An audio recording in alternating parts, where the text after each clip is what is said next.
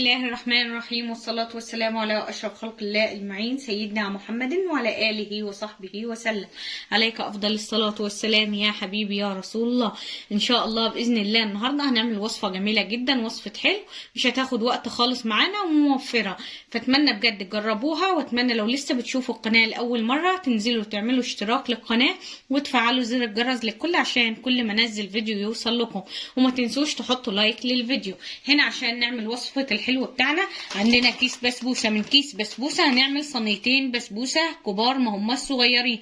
فهنيجي عندنا هنا في شفشق الخلاط هنبدأ ننزل بالثلاث بيضات، علبتين فانيليا، كوباية من السكر، معلقتين كبار من السمنة، معلقتين كبار مليانين زي ما انتوا شايفين بالطريقة دي، ربع كوباية من الزيت بنفس الكوباية اللي عيرنا بيها المقادير. وبعد كده هبدأ اضرب المكونات دول كويس قوي على الخلاط لحد لما نعمل السكر والبيض والسمنة وكله يتجانس مع بعضه. فين الخليط بقى عامل معايا ازاي؟ دلوقتي هبدأ انزل عليه كوباية لبن بالطريقة دي، وهبدأ اضرب المكونات لحد لما يبقى الخليط معايا انسيابي. الخليط كله اتجانس مع بعضه. دلوقتي هنبدأ ننزل بكيس البسبوسة على المكونات بالطريقة دي، ونبدأ نديله ضربتين في الخلاط لما يتغلف مع المواد السائلة.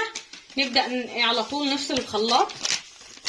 ضربتهم كويس قوي، ما تقليش الضرب قوي عشان البسبوسة ما تبدأش تشرب السوائل وتتقل. هنا عندي كوبايتين من الدقيق هنزل عليهم بكيس من الكيك شيف واقلبه كويس قوي مع الدقيق الاول، وبعد كده نبدأ ننزل بالسوائل عليه. شايفين الخليط معايا؟ دلوقتي زي ما قلت لكم هبدأ اربها بالطريقة دي عشان ادخل لها هواء.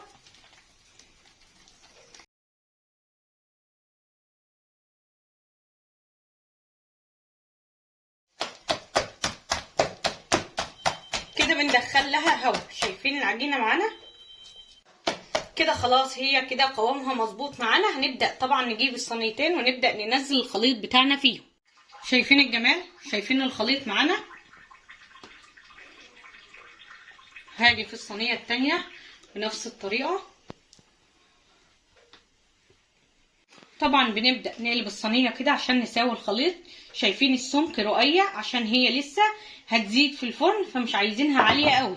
بس كده. دلوقتي هدخلهم مشغلة الفرن من قبل ما ابدأ اشتغل في البسبوسة. هبدأ ادخلهم على الرف الوسطاني والنار عليهم من تحت وسط لحد لما البسبوسة بتاعتنا تستوى. هندخلها الفرن ونبدأ نعمل لها الشربات. عشان نعمل الشربات طبعا عندي 4 كوبايات من السكر، هنزل عليهم 4 كوبايات ميه وهبدأ ادوبهم كويس قوي وارفعهم على النار. بعد ما يغلوا هنزل لهم علبة فانيليا واسيبهم يغلوا لمدة 5 دقايق.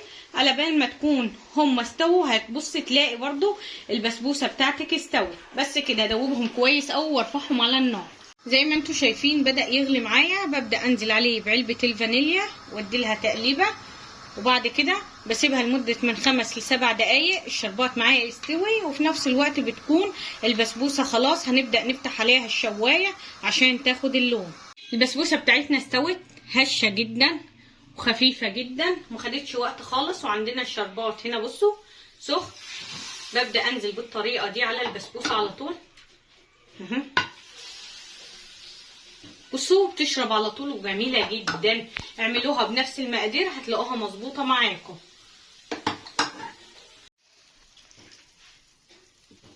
زي ما انتوا شايفين نزلت على كل واحدة فيهم بكوبايتين ونص من الشربات.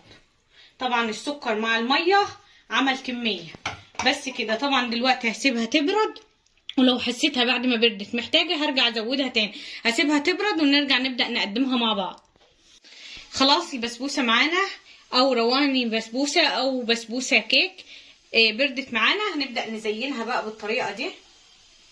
دلوقتي هنبدأ نقطعها. بسم الله الرحمن الرحيم.